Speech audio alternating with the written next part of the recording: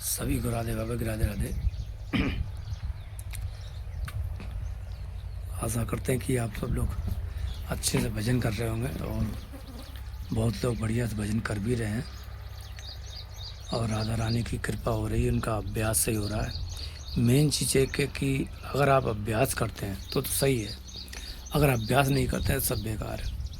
और हमारा मकसद ये रहता है कि मेन चीज़ क्या है कि अभ्यास कराना, यानी कि जो अभ्यास करता है वो लोग हमसे जुड़ें, जो लोग जानना चाहते हैं वो अपने जानते रहें, उनका कोई मतलब नहीं।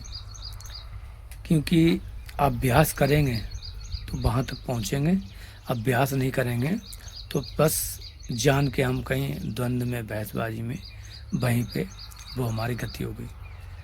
इसलिए अभ्यास करना हर चीज़ का बहुत ज़रूरी है। अभ्यास हम क्यों नहीं करते? क्योंकि हमको भोग अच्छा लगता है।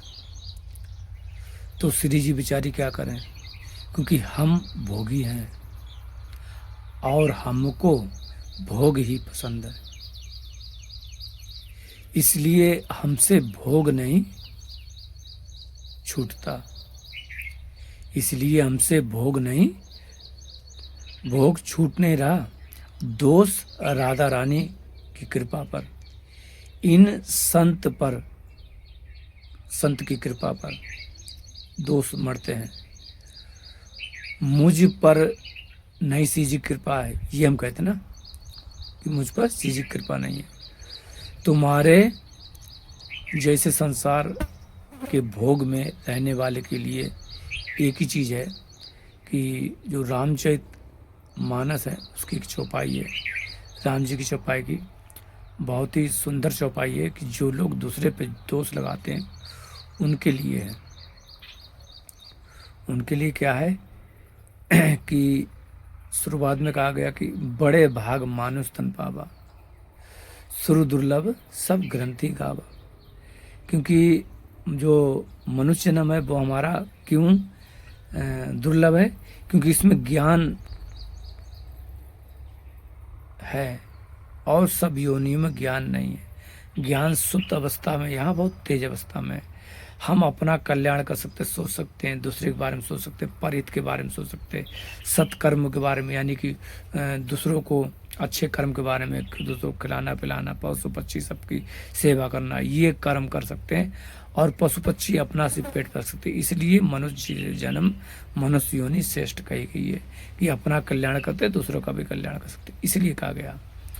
और बड़े भाग मानुष तन पावा, सुर दुर्लभ सब ग्रंथि गावा, साधन धाम मोक्ष कर द्वारा।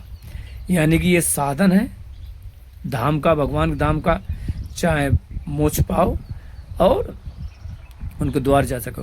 पाई ना जेई परलोक सवारा, यानी जिसने भी ये जन्म पाके अगर परलोक नहीं सुधारा, जो सुधार पाया तो क्या वो करेगा, सो क्या करेगा, सो परत्र दुख पावई, सिर धुनि धुनि पछतावई, काले कर्मई ईश्वरी मिथ्या दोष लगावे। यानी कि वो लोग क्या कहते हैं, यानी कि ईश्वर पे मिथ्या दोष लगाते हैं, काल पे, कर्म पे। अरे हमारा कर्म खराब, हम क्या करें, काल समय खराब था, काल के भरोसे का सब होता है भाई। ये कहते हैं कि पुरुष बलवान नहीं होता है और समय होत बलवान, और बिल्ले लुटी गोपियां भाई अर्जुन भाई बाण, ऐसा बोल देते हैं। कहने का मतलब है ईश्वर भी दूसरा, अरे ईश्वर क्या करें, ईश्वर की जब इच्छा होगी तो हो जाएगा। वो ईश्वर पे दोष लगाते हैं। इस पे हम लोगों को इस तरीके से रामचरितमानस की चौपाई बताती है। आगे क्या रामचंद्र चौपाई बता रही है कि यही तन कर फल विषय न भाई, स्वर्गहूँ स्वल्प अंत दुखराई, नर तनु पाई विषय मन देई, पलटी सुधा ते सट विष ले।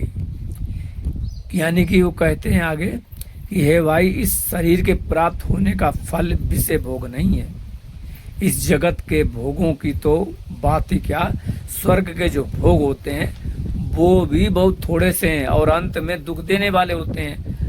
अतः जो लोग मनुष्य शरीर पाकर भी विषय में लगा देते हैं, मूर्ख अमृत को बदल कर विष कर लेते हैं। यानी किसी को अमृत दे दिया, उसने कहा कि भाई अमृत नहीं चाहिए, इसके बदले विष दे दो। किसी को लेन देन कर लेते हैं, अरे नहीं मुझे विष ही दो, तो वो विष ले लेते हैं। और ये कहा गया कि जैसे स्वर्ग भी थोड़ा सुख है, उसके बाद दुख मिलता है। जैसे कही जाए तो इंद्र का पद बहुत बड़ा होता, मानते हो? तो एक बार क्या हुआ कि महाभारत की एक कथा है कि जब यज्ञ हो रहा था युधिष्ठिर कथा में, तो वहाँ पे एक चींटी 3 टांग से, एक टांग टूटी और एक अन्न का, गेहूं का दाना पीठ लाद के ले जा रही थी। तो अर्जुन ने देखा, बहुत उन्हें दुख महसूस हुआ। उन्होंने कृष्ण जी से कहा कि महाराज ऐसा करो, इन पे कृपा करो। कि क्या कृपा करें? कि देखो बेचारी कितनी दुखी है, एक टांग से चिट्ठी, एक टांग टूटी, 3 टांग से चल रही चारी।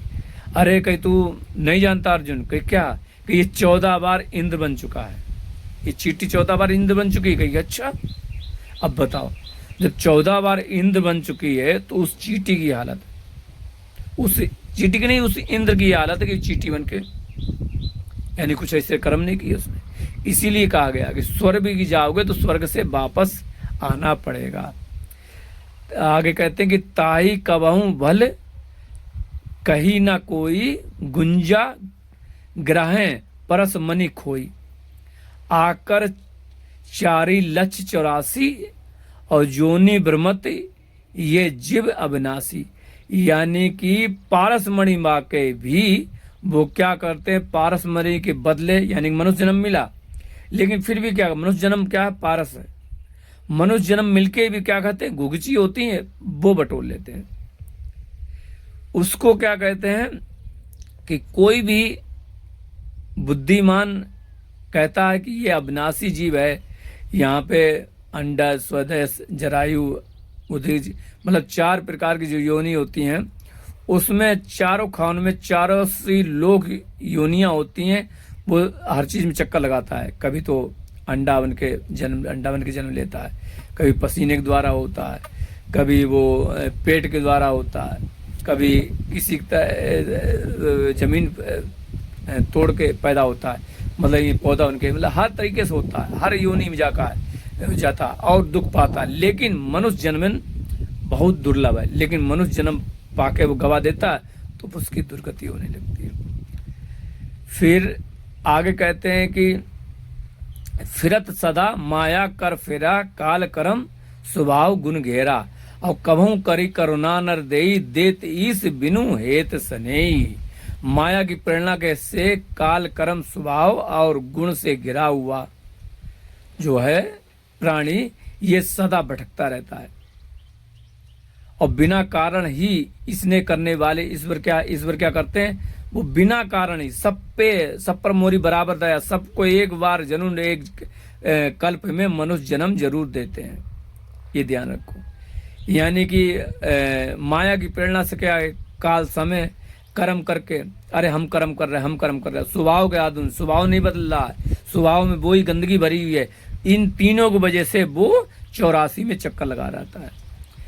आगे कहते हैं कि नरतनु, आगे कहते हैं कि नरतनु भव वरदी कहूं वेरु, सन्मुख मरुत अनुगे मेरु। करनधार सदगुरु दृढ़ नावा, दुर्लभ साज दुर्लभी करी पावा। ये जो मनुष्य का शरीर है, जो भवसागर से तरने के लिए एक बेड़ा है, जहाज है, नाव है।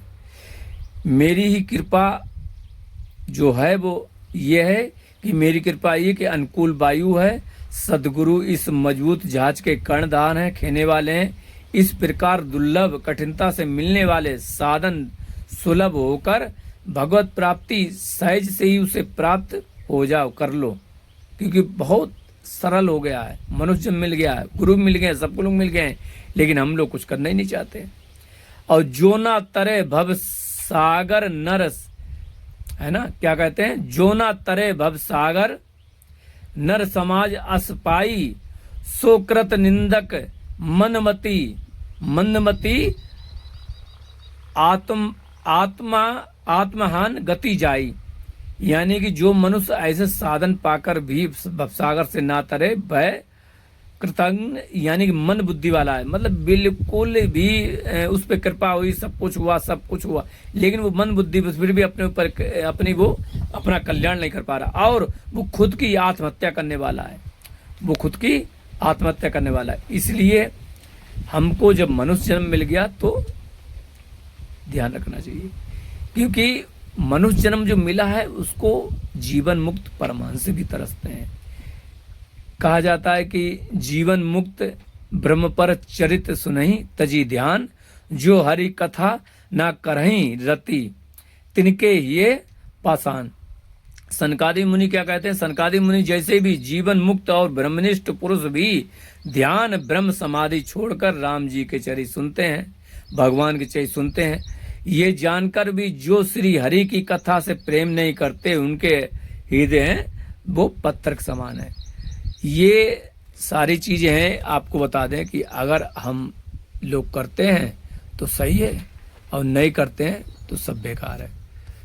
तो आपसे कहा गया, तो आप लोगों से अनुरोध है कि इतना अच्छा जन्म मिल गया, सब कुछ मिल गया, है ना, हम जान भी गए, जान गए तो मानने में क्या प्रॉब्लम है, मान लो, और मान लिया तो फिर अभ्यास कर लो।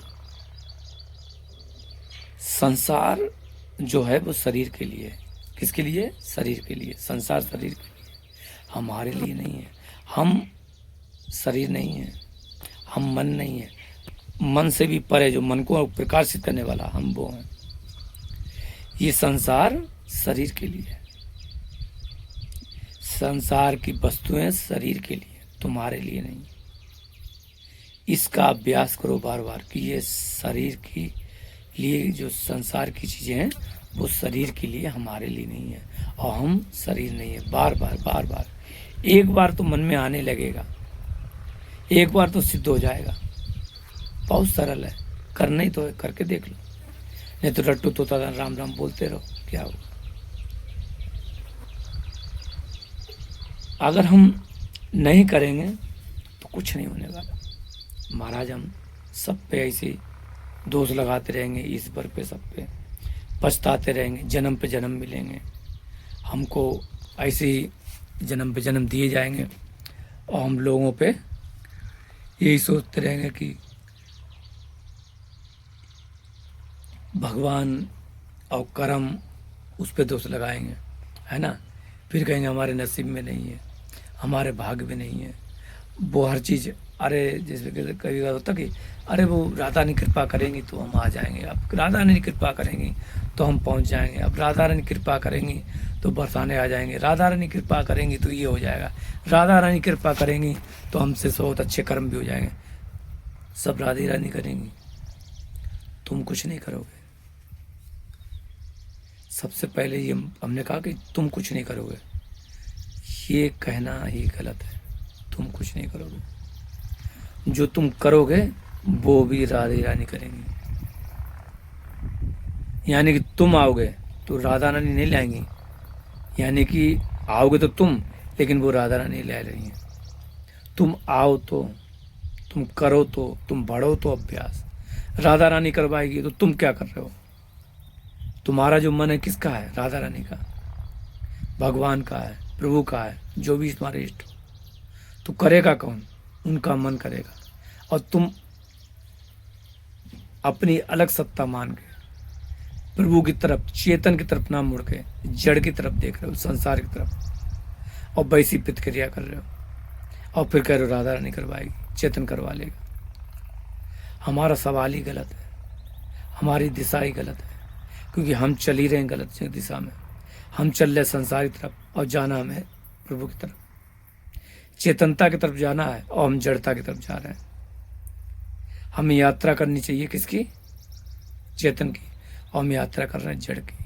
तो ये ध्यान रखो कि अगर हम अभ्यास करेंगे चेतन का तो होने लगेगा कि हम जड़ नहीं है। ये जो शरीर है, ये शरीर संसार के लिए है, हम शरीर नहीं है। सबसे पहले धीरे धीरे अभ्यास करो, मानो, और धीरे धीरे कृपा हो जाएगी। बात मानो, हम बता रहे हैं। धीरे धीरे थोड़े दिन बाद, 1 महीने में, 1.5 महीने में, 2 महीने में धीरे से होने लगेगा कि हम शरीर नहीं है, हम शरीर नहीं। धीरे धीरे अभ्यास हो जाएगा, अपने आप हो जाएगा। लेकिन कुछ लोग फ्री में बता रहे, सब को दाम लग रहा है, कुछ नहीं लग रहा। बोल रहे हैं, वीडियो देखने में परेशानी, गंदी चीज़ गलत चीज़ देख लेंगे पर अच्छी चीज़ नहीं देखेंगे। यही है, हम अपनी दुर्गति करने खुद उतार हुए हैं। तो इसलिए आप लोग अपने आप पे कृपा करें कि अच्छी चीज़ पढ़ें, देखें और अभ्यास करें कि तुम जड़ नहीं हो, तुम चेतन हो, तुम मन से भी परे तुम हो, तुम दृष्टा हो। बस, राधे राधे।